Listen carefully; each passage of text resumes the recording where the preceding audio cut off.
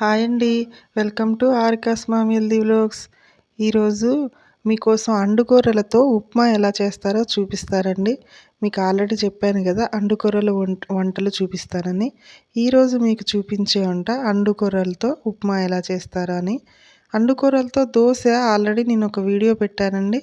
అది మీకు previous videos చూస్తే మీకు అర్థమవుతుంది అది ఎలా చేయాలి అన్నది. ఇప్పుడు మీకు అండుకూరలతో ఉప్మా చూపిస్తున్నాను. అండుకూరలు అంటే చిరుధాన్యాలని మీకు ఇంతకుముందు వీడియో చేశాను కదండి.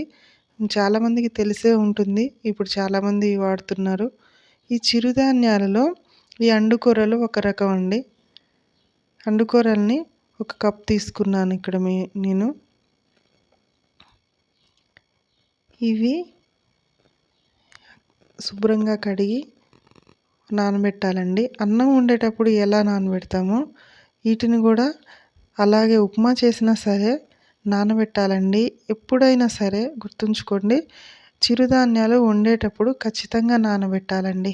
ఏ రకమైన వంట అయినా దోశలకి ఇడ్లీల కంటే ఆటోమేటిక్గా మనం మినపప్పు అవి ఎలా నానబెడతామో అలా నానబెట్టేస్తాము. కానీ ఉప్మాకి అన్నం వండడానికి కూడా ఇవి ముందుగా నానబెట్టాలండి. 6 to 8 అవర్స్ నానబెట్టాలండి ఖచ్చితంగా.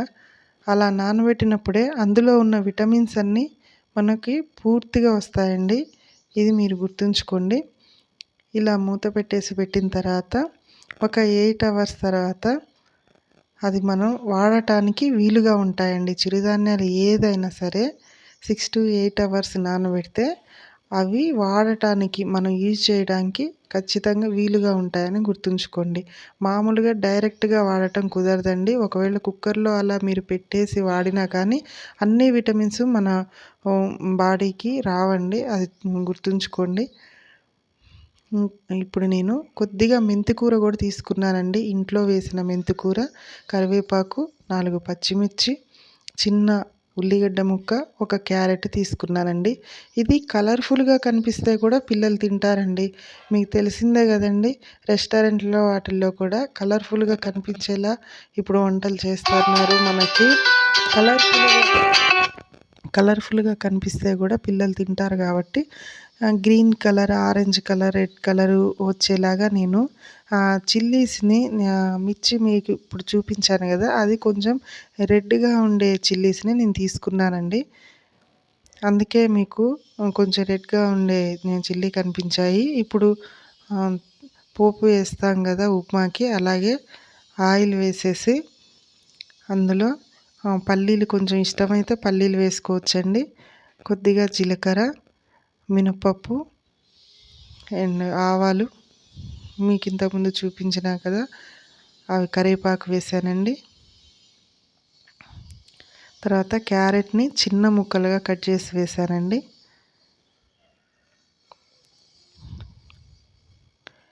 పిల్లలు క్యారెట్ అంటే మామూలుగా తినడానికి ఇష్టపడరు.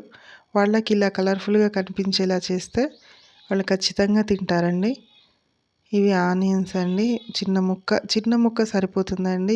ఉల్లిగడ్డ ఎక్కువగా వేస్తే స్మెల్ బాగోదు, టేస్ట్ కూడా చేంజ్ అవుతుంది. చిన్న ముక్క ఉల్లిగడ్డ అండ్ రెడ్ చిల్లీస్ ఇంతకుముందు తీసుకున్నాను కదా, కలర్ఫుల్గా కనిపించడానికి మాత్రమే రెడ్ కలర్ తీసుకున్నానండి. ఇలా ఇవన్నీ కొద్దిగా ఫ్రై అయిన తర్వాత ఉప్పు వేసుకోవాలండి. ఇప్పుడు నేను వేసింది ఉప్పు అండి, కల్లులుప్పు అంటారు కదా, సాల్ట్, అది.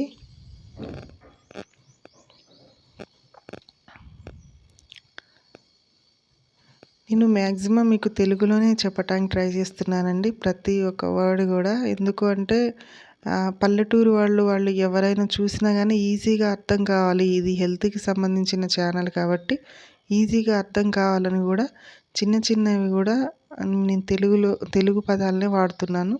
ఒకసారి అబ్జర్వ్ చేయండి. ఇవి నానబెట్టినవి ఉన్నాయి కదండి, కొంచెం బబుల్స్ వచ్చాయి చూడండి పైన, కొద్దిగా బబుల్స్ టైప్లో వచ్చింది. అలా వస్తే మంచిగా నానినట్టండి. అందులో ఉన్న వాటర్తో సహా మనం వేసేసుకోవచ్చండి. ఒక కప్పుకి 2 కప్స్ వాటర్ తీసుకున్నానండి నేను. వాటర్తో సహా డైరెక్ట్గా వేసేయాలండి. ఇది కొంచెం ఫ్రై అయిన తర్వాత మనం వేసిన ముక్కలన్నీ తర్వాత నానబెట్టిన అండుకూరల్ని వాటర్తో సహా డైరెక్ట్గా వేసేయొచ్చండి. ఇప్పుడు అన్నం ఉడికిస్తాం కదండీ! అలా అన్నం ఉడికించినట్టుగా ఉడికించటమేనండి. 15 మినిట్స్ అవుతుందండి. నార్మల్ ఉప్మా కంటే కూడా ఇది కొంచెం లేట్ అవుతుంది టైము. కానీ చాలా టేస్టీగా ఉంటుంది.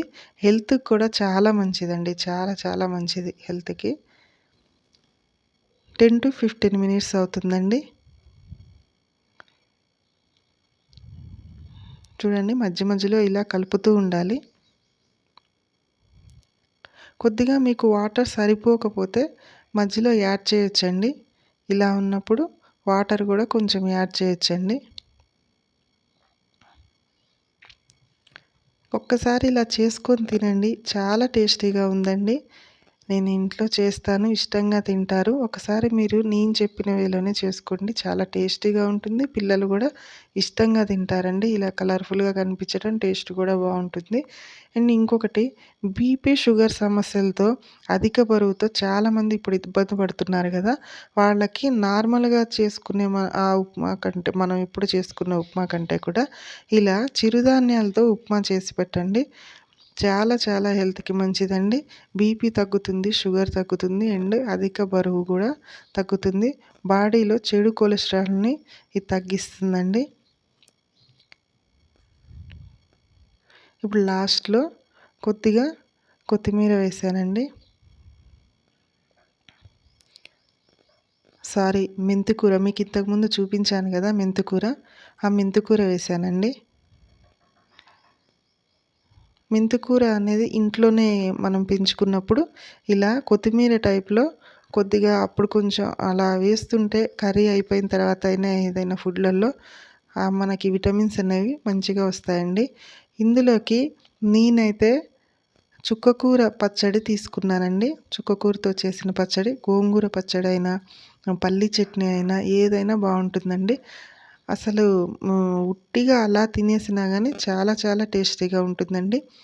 ఒక్కసారి ఇది మీరు ట్రై చేసి టేస్ట్ ఎలా ఉందో కామెంట్ చేయడం మర్చిపోకండి ఫ్రెండ్స్. చూడండి ఎలా ఉందో. చాలా కలర్‌ఫుల్‌గా ఉంది గదా! చూస్తుంటేనే నోరూరిపోయేలా ఉంది కదండీ! నాకైతే చాలా ఇష్టమండి. ఇంట్లో వాళ్ళు కూడా మళ్ళీ మళ్ళీ కావాలంటారండి ఉప్మాని. మీరు ఇలాగే చేసుకొని తినండి. చాలా బావుంటుంది. హెల్తీ వేలో మనకి ఉండే వంటలలో ఇదొకటే అండి. అండుకూరల్లో ఫైబర్ ఎక్కువగా ఉంటుంది కాబట్టి ఇది రోజు తినడం వల్ల కడుపు నిండినట్టుగా అనిపిస్తుంది. మనం వేరే బయటికి వెళ్ళినప్పుడు బజ్జీల బండి, ఇవి పిజ్జాలు, బర్గర్‌లు అలాంటివి పిల్లలు కావాలని గూడా అడగరండి. కడుపు నిండినట్టు ఉంటుంది గాబట్టి అవి వేరే అడగరు. మనకి గూడా వేరే ఏమి తినాలి అనిపిచ్చదండి. కొద్దిగా తిన్నా గానీ కడుపు నిండినట్టుగా అనిపిస్తుంది. చాలా టేస్టీగా ఉంటుందండి. ఒక్కసారి ట్రై చేయండి ఫ్రెండ్స్. వీటికి వీటి వల్ల వచ్చే ఉపయోగాలేంటి అన్నది నేను ఇంకో వీడియో చేస్తాను friends. Thank you friends. Subscribe my channel. Like, share and subscribe.